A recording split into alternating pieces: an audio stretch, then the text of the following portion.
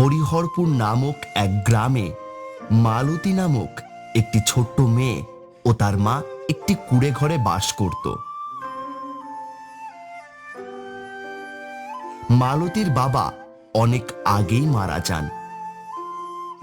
ফলে মালতীর মা লোকের বাড়ি কাজ করে দুবেলা দুমুঠো ভাত জোগাড় করে খুব কষ্টেই সংসার চালাতো। একদিন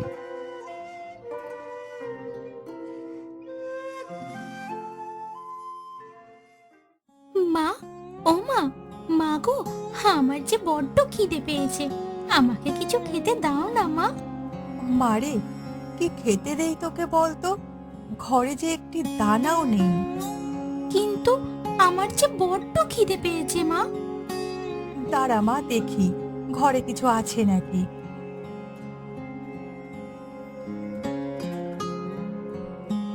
এই নে, দুটো জলমুড়ি খেয়ে নে মা এখন, পরে তোকে ভাত রান্না করে দেব। তারপর মালতী তার মায়ের দেওয়া জলমুড়ি খেয়ে নিল। তারপর মালতীর মা তাকে বলল,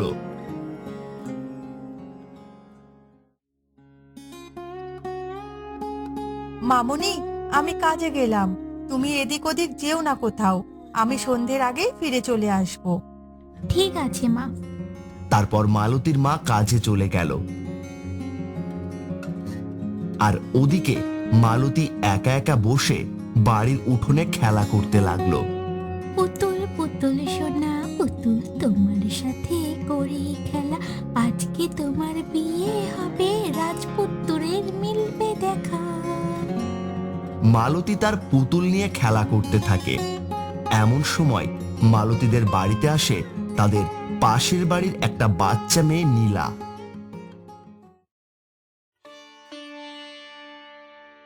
এই মালতী, মালতী, কি করছিস? ও নীলা, তুই এসেছিস? এই যে দেখ, আমি পুতুল নিয়ে খেলা করছি। ও মা, তাই তো, কি সুন্দর! তোর পুতুলের কি বিয়ে আজ? হ্যাঁ রে, আজকে আমার পুতুলের বিয়ে। তুই বস না, আমি রান্না করছি দেখ। তা কি রান্না করছিস, মিথ্যে না সত্যি? পুতুলের বিয়েতে কি কেউ সত্যি সত্যি রান্না করে? বোকা আমি একটা। আমি তো সত্যি রান্না করি। অবশ্য তোরা তো গরিব, তার উপর তোর বাবাও নেই।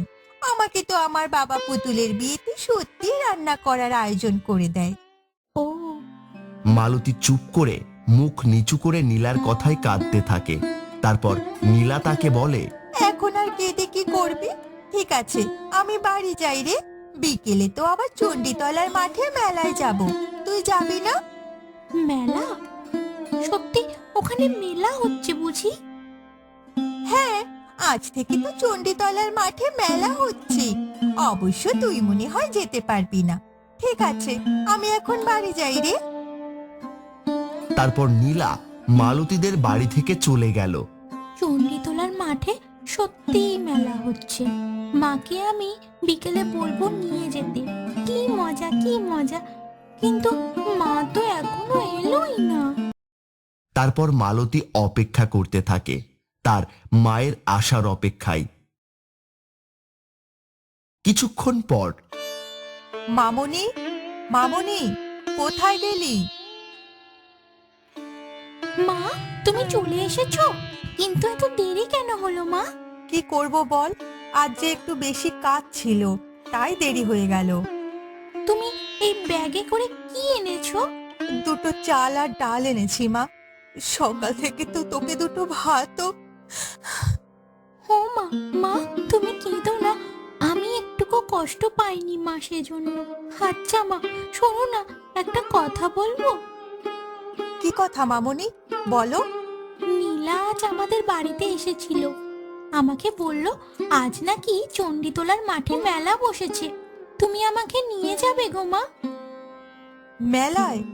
কিন্তু ও মেলায় তো সব বাবুদের বাড়ির লোকেরা যায় রে মা। ও মেলায় যাওয়ার ক্ষমতা কি আমাদের আছে? ও মা, চলো না, চলো না গো মা, একটু নিয়ে। আমি কিছু কিনে দেওয়ার জন্য বায়না করব না, খালি একটু ঘুরেই চলে আসবো। আচ্ছা বাবা, ঠিক আছে, নিয়ে যাব। সত্যি? হ্যাঁ বাবা, সত্যি সত্যি সত্যি খুশি। কি মজা কি মজা, মেলায় যাব মেলায় যাব, বিকেল বেলা মেলায় যাব, কি মজা কি মজা। তারপর মালতীর মা তাকে নিয়ে মেলায় গেল। কি সুন্দর রং বেরঙের আলো, মা দেখো। মামনি, এত বড় মেলা এর আগে আমি কখনো দেখিনি। তারপর মালতীকে নিয়ে তার মা মেলায় ঘুরতে লাগলো। হঠাৎ মালতী দেখতে পেল মেলার মধ্যে একটি গাছের তলায় বসে একটা বাচ্চা ছেলে কান্না করছে। ও কি, ওখানে বসে বসে ওই বাচ্চাটা এভাবে কাঁদছে কেন? যাই তো দেখি। তারপর মালতী তার মাকে না বলেই এগিয়ে গেল সেই বাচ্চা ছেলেটির দিকে।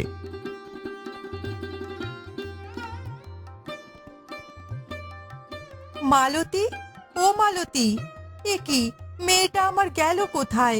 এই তো এখানেই ছিল। মা, আমি এখানে, এদিকে আসো।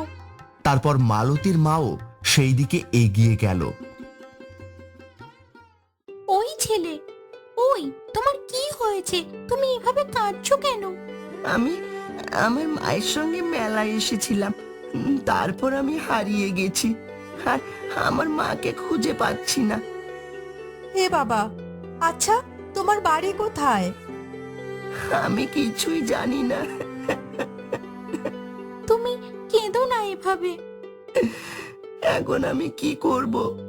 না মা, তুমি ওকে আমাদের সঙ্গে নিয়ে চলো। ওর চোখের জল দেখে আমার খুব কষ্ট হচ্ছে মা। তুই এটা কি বলছিস? তারপর?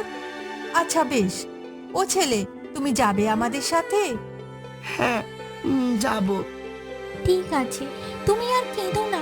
তুমি এখন আমাদের সঙ্গে চলো আমার বাড়ি, তারপর তোমার মাকে আমরা খুঁজে দেব। তারপর মালতীদের সাথে সেই বাচ্চা ছেলেটিকে তারা নিয়ে গেল।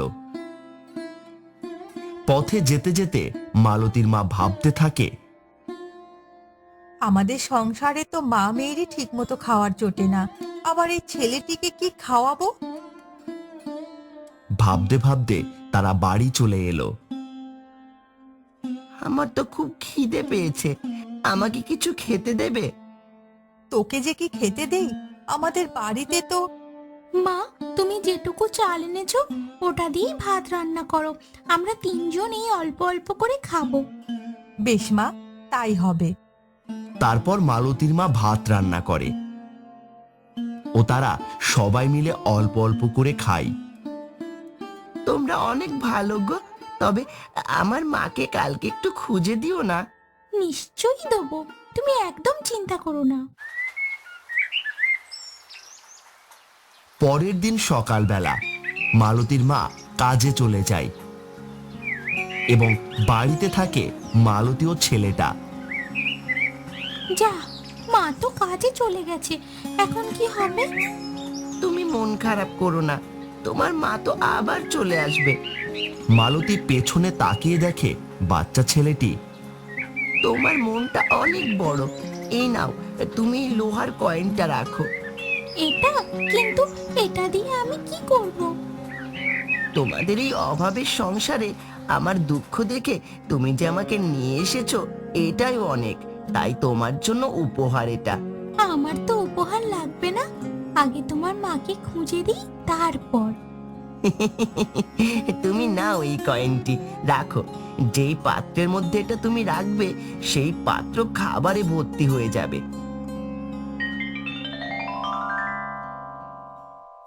ও মা, এটা কি জাদু নাকি? হ্যাঁ, এটা জাদু কয়েন, রাখো। কিন্তু তুমি এটা। আমি এই গ্রামের জঙ্গলে এক গুহায় থাকি। আমি হলাম দেবতার দূত। যে মানুষ ভালো আমি তাদের সাহায্য করি, এটা তোমার প্রাপ্য। এই নাও, এখন আমি চলি গো মেয়ে, ভালো থেকো। এই বলে নিমেষের মধ্যেই ছেলেটি উধাও হয়ে গেল। আমাকে? ও মা, মা, সত্যিই তো পুরো খাবারে পরিপূর্ণ হয়ে যাচ্ছে এই পাত্রটা। তারপর মালতীর মা বাড়ি আসে এবং মালতী তার মাকে সব খুলে বলে। আর তারপর থেকে তাদের মা মেয়ের সুখের সংসার চলে যায়, কখনো খাবারের অভাব হয় না।